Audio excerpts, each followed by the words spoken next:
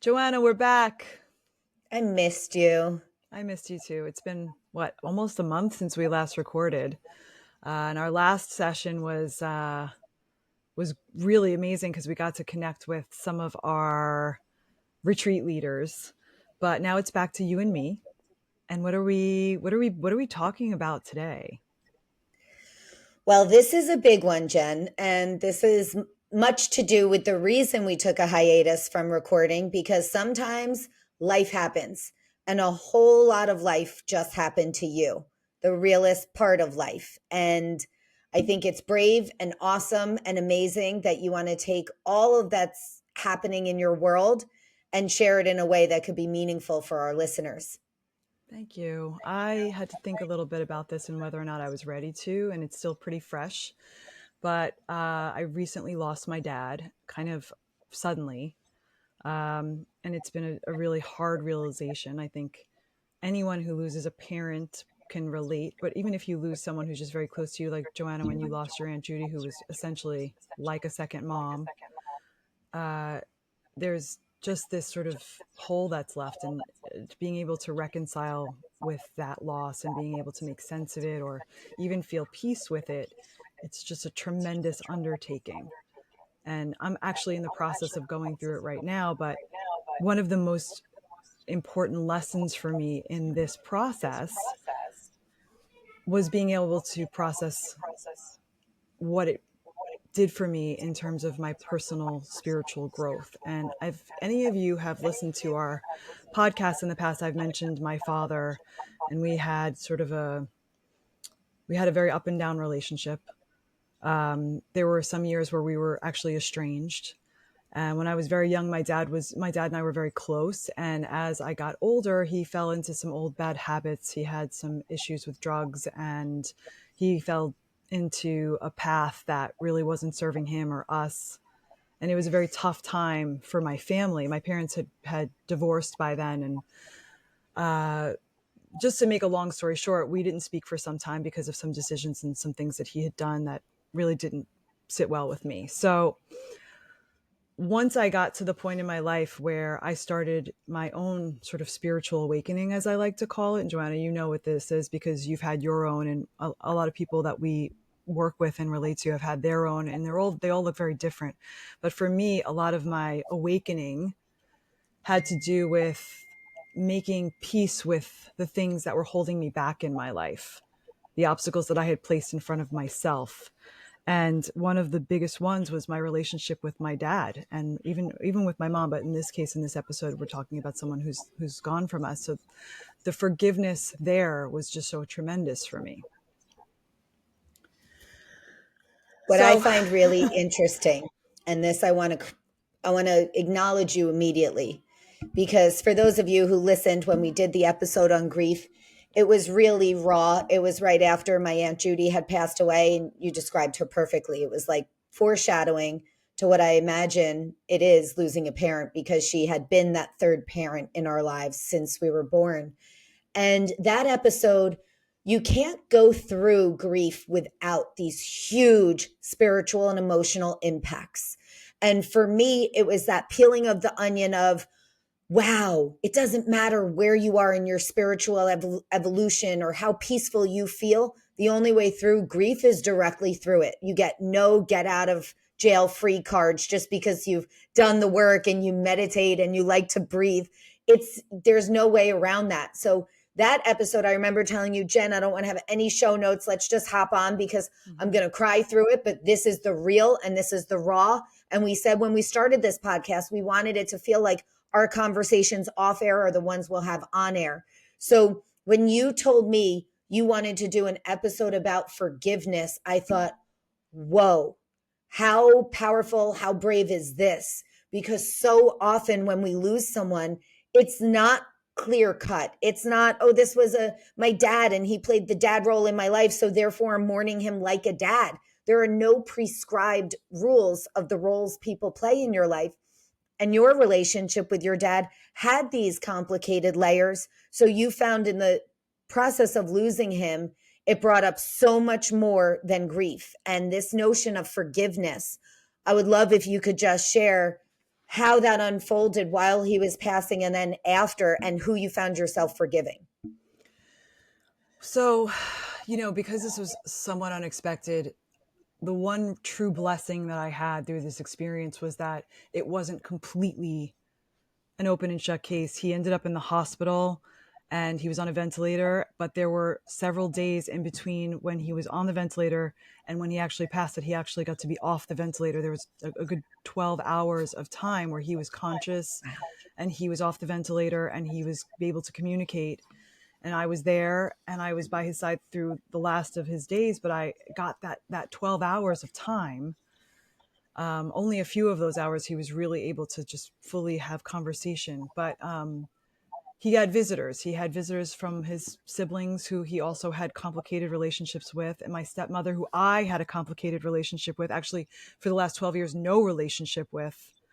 We mended ties. We mended old fences. We had our How own. did that feel? I'll tell you, but the more important part of this and the most important part for me in this experience is when my dad was passing, the most important thing to him was knowing that he was leaving this world with no hard feelings, with no one still angry with him, no one still having things that were left unsaid, and the most important people in his life that he felt he had wronged with some of his decisions and actions in earlier years were by his bedside, and we all got to have those moments and we all got to have those last words. But I had already, luckily for me, I had already forgiven him over the last few years because that was a big part of my journey to get to where I am today. And I was able to tell him that because and for me, the biggest gift I was able to give him was to tell him that that act of forgiving and that process of getting to the place where I could forgive was the biggest gift he ever gave me. He gave me many gifts. He gave me the gift of loving Art. acoustic guitar and art and being an artist myself. And he gave me the gift of martial arts. Art came in many forms with my dad. And he gave me the gift of creation and creativity. He gave me the gift of thinking outside the box and wondering at the mysteries of the universe. He was a very interesting human being with lots of really brilliant ideas. And I got all of that from him, but that went away during that time when I was holding on to all that anger. And when I finally did process it, and when I finally did have the courage to have those hard conversations with him later on and be able to move through them and to rebuild the relationship with him in a whole new way as an adult and not a little girl, that was invaluable to me and still is. But being able to tell him at his bedside that it was, and that what he did for me in being that person in my life, even though it was unintentional, was bigger than all of it combined. Just the gift of being able to forgive someone who hurt me deeply and see them for the human being that they are and to move on. And even if my dad had never shown remorse or apologized, I still would have wanted to forgive him, as there are people in my life, I'm sure in yours, who have wronged you. But forgiveness is so essentially important to me in terms of my own spiritual and personal growth now, because I realized that in holding on to any kind of anger, all I was doing was hurting myself. And anyone who's in any situation that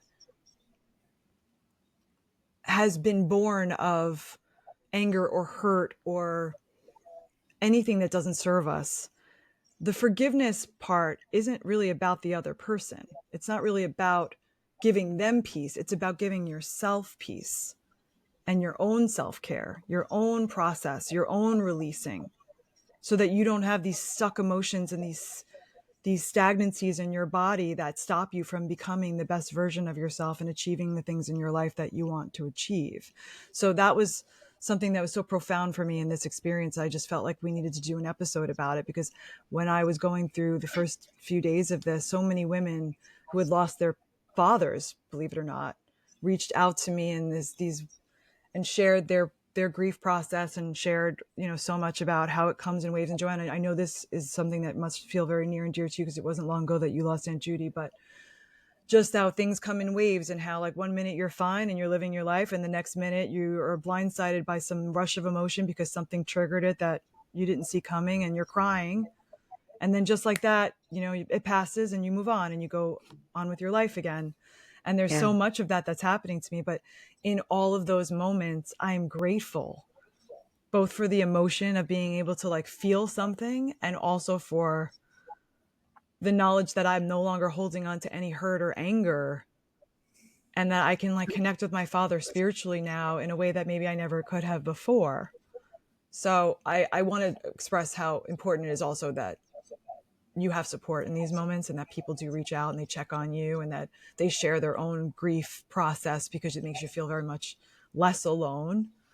But this was just this has been a painful but beautiful experience for me. I'm so proud of you. And yes, I'm crying. And that's because I've often said to my sisters, I could be your rock. And they would laugh and they would say, you can't be a rock. You're going to cry. I'm like, I could be a leaky rock. I'll still be your rock. But I'm so profoundly proud of you as a friend and someone I've known for so long, that you used to pride yourself on being tough, on having a veneer of protection, and that would come out as toughness on your exterior. And there are a few things you said that just touched me so deeply. First, I'm grateful that even though it was sudden, that your dad didn't pass quickly, that he had the opportunity that he needed to make that peace with all of the people around his bedside. And what I'm seeing and hearing from you now is so beautiful, because it's grief, but it's grief with a peace, and grief with the lingering hurts and feelings and things that are unresolved and unsaid looks very different. It looks like a stuck sadness. Yours is a peaceful grief. And that is the whole point of what you were sharing with forgiveness. You could be completely justified, and this can be extrapolated to any situation beyond those with your parents or beyond when you lose someone. When you're holding on to something, whether it be a grudge, hurt, betrayal, whatever it is, you could be completely justified.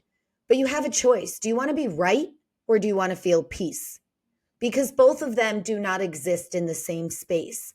And we spoke about this before. If I say, Jen, don't think of a white elephant, boom, you just thought of a white elephant, because you can't not think of something while thinking of it. You can't not think it away.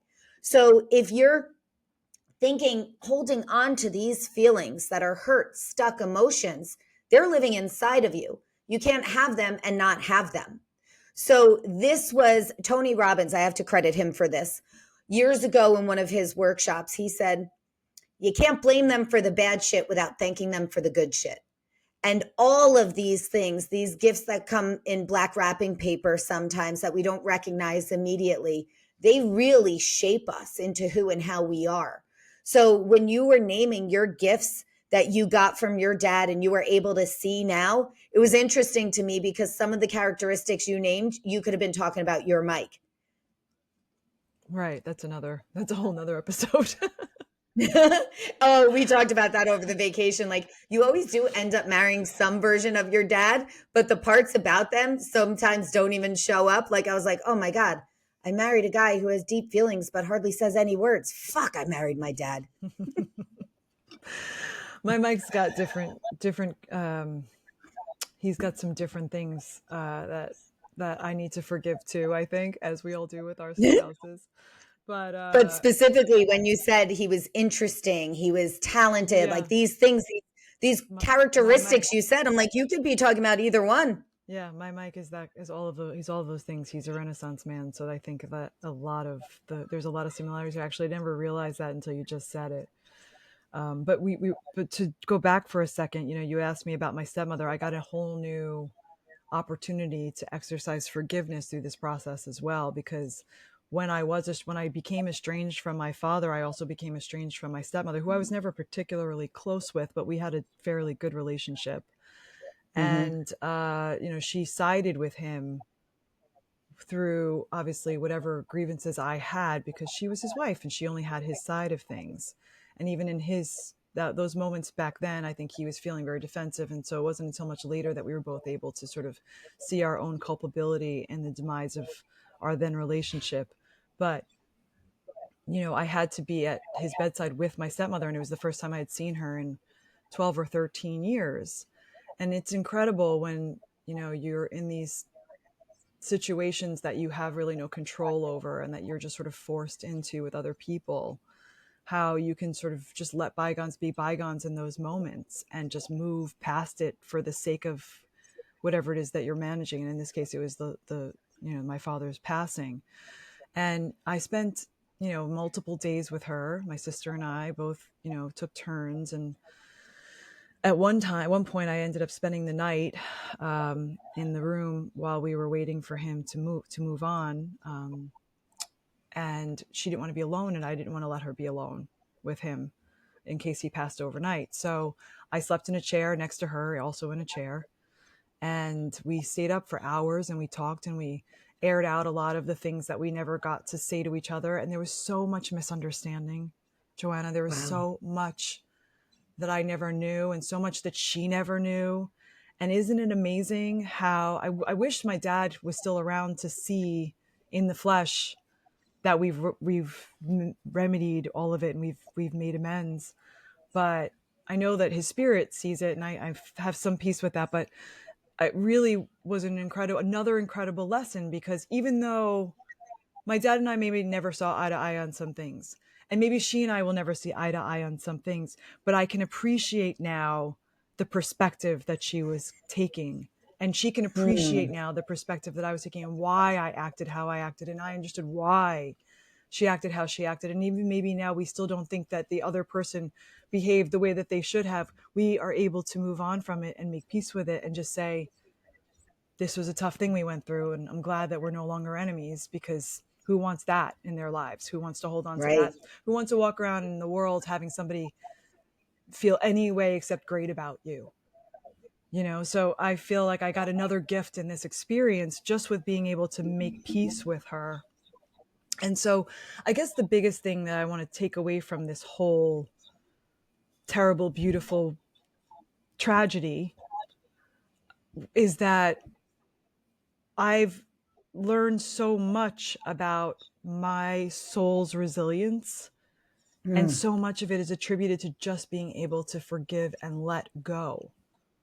Just being wow. able to let go of stuff, even if I don't feel the other person's truly sorry, even if I don't feel the other person sees it the way I see it, just being able to not hold on to it anymore, not let it weigh me down. It's a gift to myself. I'm sure it's a gift to my stepmother. I'm sure to my Sure. dad, who was able to witness at least a little bit of the time that we were together. Like, I was able to say to him, Dad, look, Susan and I are together. We're friends again, and I Wow. got a smile out of him. And it was like some being able to give him that, but just giving it to myself was really the biggest part. This was the biggest takeaway. And that's what I really want to get out there today. That's the point of this episode, is let that shit go, whatever it is. Even if the person never forgives you, even if you'll never see eye to eye, even if it's always going to be a grievance, even if you're never going to see them again, just to let that shit go. Because anytime you hold on to it, it's a stagnancy, it's a hindrance, it's an obstacle in your life, it's an obstacle in your growth, and it never will be anything else. And were you and Susan in the room when he actually did pass? So Susan was, I had gone home to be with my kids for a few hours, and my sister flew in and we were taking turns. And so but for me, I was lucky because I was there the last time he had his eyes open. I was very lucky that I was Mm, able to help him through it. I was able to talk to him. I was able to communicate with him. My sister wasn't there for those last moments, and unfortunately for her, but she was there to hold his hand when he actually transitioned to the other side, even though he wasn't conscious at that point, but she was there for that. So we both got, I think, what we you needed got out what of you it. needed. And my stepmother was there through every single moment. She didn't leave his side. Not even, I mean, she was afraid to go to the bathroom. That's how I had to feed her, because she was Wow. so dedicated to not leaving him for a second. And I just am in awe of that. I hope that if I ever am in that situation with the person that I'm married to, hopefully it's Mike, um, and hopefully I'm never going to be in that position. But if ever I And am, hopefully you're not the reason, like you didn't kill him. right? But just a little comedic humor there, a little comic relief. But Well, you I are hope, really good at martial arts. You could be a deadly weapon, Ruba. one never knows. He might push me one day. But I do hope that I have the resilience, and I hope I have the strength and the courage to face that and be there through that. This was such a big lesson for me and what that looks like, obviously, seeing, I really believe he found his true love in my stepmother, even if I didn't love her my whole life the way that he did. I feel like I have also peace in knowing that his last years were spent with someone who truly loves him and who he truly loved, and they saw each other and understood each other. So I have that to take with me too, and that's a really wonderful gift. And you saw him receive what he needed most, which Mm. he got to pass away with the lightness of knowing he made resolution with those people, those important relationships. They always, anytime you're in that kind of deathbed scenario where you know it's pending and you have, if you're lucky, I always think those nurses in those moments are real angels on this Angels, earth. absolutely. Angels. And when they talk you through the process, I remember with my grandma, with mom, they said, her feet are getting cold. She's beginning the transition. You could touch her feet, you could feel it. But remember, the hearing is one of the last senses to go. Who knows what they know? Who knows if that's fact based on near death experiences and people Mhm. sharing, or who knows if it's presumption or what we want to think. But if that is true and the hearing is the last thing to go, you just say everything, say it to their soul, say it to their heart, because it's equally for you as it is for them. It's, you get to experience this lightness of shedding everything that you were holding on to that no longer serves, and pouring into them the gratitude, because in every relationship that shapes us, there are those immense exchanges, even in the tough parts, even in the addiction, even in the disappointments. Your strength, your resilience, it all comes from the complicated relationships of the people who love us well, love us hard, love us interestingly, love us differently. They shape us. So what you went through was so profound on so many levels. In fact, this month we should record an episode and have Alexina come back and connect with the otherworldly things of Hmm. the other Yeah. side of this. She was tremendously helpful to me through this, not because I was having her channel, but just because she had so much experience with that. Actually, I wanted to bring something up here, and this is something that I think would be helpful for anyone who didn't get the great opportunity like I got to be able to be by the bedside of someone that they lost. Actually, a friend of mine had called me up and told me about her losing her own father last year, and how she hadn't spoken to him in 3 years, and she was on a plane on the way to his Mm, bedside knowing he was passing, and she missed it. She missed the opportunity, and she's been holding on to that grief of not being able to be there and say those last words. And I said, just say the last words, still say them. You have to still say say them. them. But the reason it was even more deeply important for me to share that with her is because before my dad passed, and this is, I know this isn't going to resonate with everybody because not everyone believes in an afterlife or believes in the soul, but I truly, with the depths of my own soul, believe it, that there is something beyond. What we are energy, that we do not disappear, that we transform into some other dimension or to some other form. But if you've ever asked for a sign and gotten it, even if it's not about, coming from a lost one, a lost loved one, you have to believe that there's something bigger out there, even if you don't understand it. And before my dad died, my sister said, Dad, please, if you could. By the way, my dad was an atheist and didn't really have any kind of special belief system. Wasn't sure that he believed there was something else, but not really sure that the soul really became anything else, that he didn't have any sort of thing that he held on to. So my sister leaned over him and said, if you could, Dad, please just give us a sign that you're around. And he kind of like smiled, and not that he rolled his eyes, but you could see like there was sort You of could feel this, it. yeah. And I knew he was sort of just, making her feel better by saying, okay. But I looked at him and I was like, if you can, you better. And, I've always been the sarcastic one. I've always been the tough one, as you said. And like, I was making jokes through this whole thing to try and keep the mood light and keep his spirits high, even though we were going through this dark process. But after it was over, so with all that said, that happened. And then one thing that my dad always would say is just something that he would always say, oh boy, when it was any kind of big experience, or if there was anything that frustrated him, or if there was anything that required an oh boy, he'd say oh boy. Oh boy was a big thing that my dad would say. Oh boy and holy cow. Those were his two main expressions at like being aghast at anything, right? During the his passing, when there were these moments, and of course the hospitals were helping him with morphine and with Ativan and like all kinds of other, things to make him comfortable in the hospice process. But he would wake up occasionally and he would say, "Oh boy." And we would know that he was struggling with it. So we would get him more medicine and we would help him to be at ease. After he passed, I had forgotten about that. And a few days later, we were sitting in the car. My husband and my kids and I were sitting in the car. We were in the Holland Tunnel going someplace, I think to New Jersey. And my husband had a playlist on. And the playlist kept playing all these morbid songs, all these songs about dying and parents dying and like people dying. And I was like, Mike, the next song, the next song, the next song, please, God, please. I can't listen to this right now. I'm still like in Anything this, but this. anything but this. And then In the Living Years came on, which is such a beautiful song. And I just let him play it because I had just given up at that point because the songs were too plentiful for me to I was continuing to fight them. And I felt like I needed to hear it. And there was a reason that they kept playing. They were for me. I knew that they were for me. It wasn't a playlist he curated. It was a Spotify, like random playlist. And it was all these songs about dying. So I finally So let it In the was Living random. Years. He wasn't like, here's when you lose your No, father-in-law and play yeah, this. no, it was Mhm. just like I forget what genre he picked, but it was all these songs that just kept. I couldn't believe it. And then finally, I just said, okay, fine. There's a reason that these songs keep playing. Let it play. So In the Living Years started to play, and I was crying. I was softly crying. I'm not a big, emotional exhibit, but I was softly crying. I'm not even sure anybody was aware of my crying because it was dark in the car, and I was kind of like Can't this relate. with my Can't head relate at down. Yeah, all. I know. You don't know anything about that.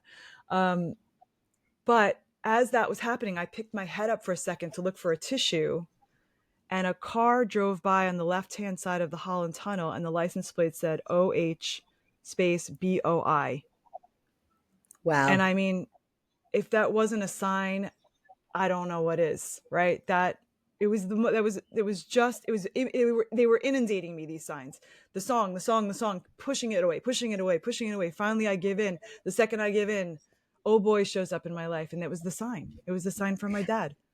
And if you don't notice, you will get slapped in the face. Like when you say first it's a whisper, then it's a shove, like that whole quote, whatever it is I just butchered. Right when Aunt Ju died, I see a car in front of me that said like Juju, Juju on the license plate. Same thing you're saying. And I thought like, oh, how funny, Mike. Like that's not a subtle sign. In case I thought maybe it wasn't Aunt Ju, the very next license plate said curmudgeon. Oh my god. Man, you got kicked right in the side of the head with that one. Right in the side of the head. Such a So great, it's great feeling. it's a great thing for people to ask if they want that comfort, to ask for a sign. And it doesn't matter if that person's belief system, as you said, had nothing to do with that, because that feeling, if you don't know, or if you're certain, but if you don't know if there's anything more, maybe just think that love is an energy that can't be destroyed in a traditional sense. So Maybe it helpful. doesn't have to be the universe or God or eternity. It could just be that connection. Let me feel that connection and give me a sign that I will recognize, because it has so much less to do with that person and what they show up as that represents them than it does in showing up in the way you will notice. So you being such a black and white concrete person, you get a sign that is unmistakable. It's written down right in front of you on a license plate while the song is smacking you in the head. Yeah, I'm really grateful for it. And more things have shown up since, of course, now that like my eyes are open. And I don't get them exactly when I ask for them, but I do get them when I think I need them. And they're Yeah. great. It's great. It's a wonderful thing to be able to, and that's why I always say to that friend that lost her dad before she could say goodbye, and anybody who else in this world, had a missed opportunity or even just didn't even have an opportunity. Uh, you have to still say the things. You still have to do the connecting. You still have to. It's for you. It's not just for them. It's for you, It's because for we your all become release.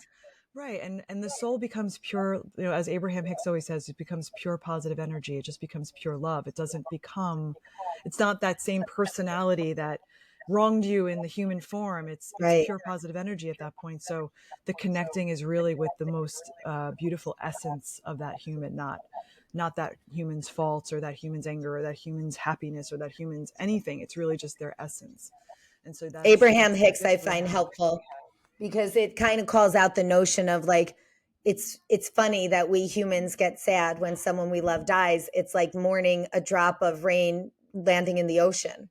You Hmm. know, it's like coming, Oh, I love that. reconnecting with all of us, with everything that we've ever been, that we'll ever be.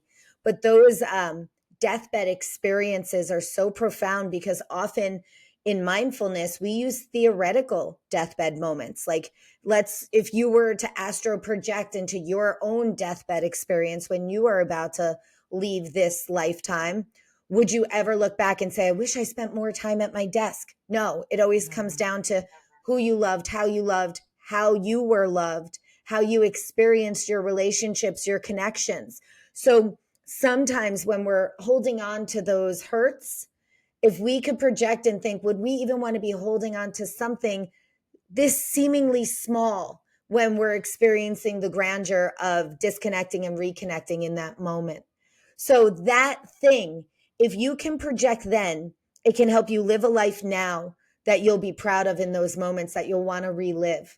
So, you'll enjoy it now, living it forward, and you'll enjoy it more, replaying it backward. So, that gift you gave to your dad, all of you, all of the relationships that he got to experience that peace with before passing, it cannot be overstated how special that is for him. And it's so awesome that you had already done the work to lead up to that point, because you had already given the gift to yourself. Now you got to share it with him. And you realize that the reason he likely stayed for those days instead of just going more quickly as they first assumed he would was to have that resolution. Though, for those who are listening, if you have experienced like Jen's friend, that moment of being stuck on a plane and thinking like, I remember when my grandmother was passing away, we were all around her bedside, but Johnny was always the baby. My brother Johnny, he was always the baby. And even though he was in college, she made some kind of deal with the universe. She was supposed to die way before she made it to his college graduation. She said, I just want to see him graduate. I want to see him throw the hats. Hmm. And apparently, they had given a really stern talking to all the graduates. You can't throw the hats. You're not allowed to throw the hats. You could poke someone's eye out. It's like really a lawsuit waiting to happen. Whatever you do, do not throw the hats. And I kept telling Mama, maybe we should leave. This is so long. You know, I know you're not well. And she said, I want to wait till they throw the hats. Johnny had no idea she was saying this the whole time. It was a huge audience, University of Maryland. He didn't know she was saying this about the hats. So at the end, they do the names, they do everything, and only one freaking hat flies, and it was Johnny's. He had thrown his hat. So when she was actually dying, he was on a plane that was grounded for no reason. There was no weather, there was no fuel issue, there was no reason. And I just thought, she is choosing who she's comfortable being here for this moment. He could come after. She wouldn't want him. She would protect him in that way. So by the time he showed up, he was really mad when he said, did it happen? And we nodded. He threw his sunglasses down very dramatically, which is, you know, out of us. He's not the dramatic one. No, he's Broke not. his sunglasses and was so pissed off that he had missed the moment. And I said, this is the grandmother that wouldn't let you see Pretty Woman because she thought it would be a horrible movie about a hooker, didn't realize it was a feel good movie about a hooker. So he was like 14 or something, and he wasn't allowed to go see Pretty Woman because she didn't feel comfortable with it. And I said, and she didn't think that you should be there for that. So that feeling, sometimes when we feel frustrated because we don't think our needs for how we want to serve them are being met, maybe flip it and think they're serving their need by protecting you from that moment. They already had their moment. They already had their resolution. Even if your friend didn't get to make the peace with them, they already felt the peace. Right. Otherwise, they would have been holding on like your dad. Right. I think that there's so many different versions of how these things go, that there's always a way to make sense of them when we really do the deep dive into the why or the how. And we can take a step back and look at it from the grander perspective, right? Not just our own perspective, but the bigger picture, maybe of how they needed it to be, not just how we needed it to be or how we envisioned it. But it's like that in forgiveness, right? That's the whole point of this episode, is just forgiveness is so there's so many perspectives to take into account when we're being in a forgiving state, that it's essential we step outside ourselves and look at things from not just how we feel them, but maybe from other angles so that we can see that we're dealing with other humans who are flawed and imperfect and have their own pains and their own pasts and their own make decisions based on their own experiences. And so I guess at the end of the day, when we all go to rest, we want to be able to close our eyes and say, I have no hard feelings. And what And does that's that it. space leave room for? The things you're letting For go of, all the the good anger. feelings. Then it just leaves Yep. space for all the good, right? And that's what it's all about. That's really what it's all about. And listeners, as we wrap up this beautiful, brave episode from our very own Jen Rubinetti, I have to say, in all of our years of friendship, I have never had conversations with you about the topic of your dad that felt this complete, this resolved, and this peaceful. Thank you. I feel the same. I, I love you. Love you.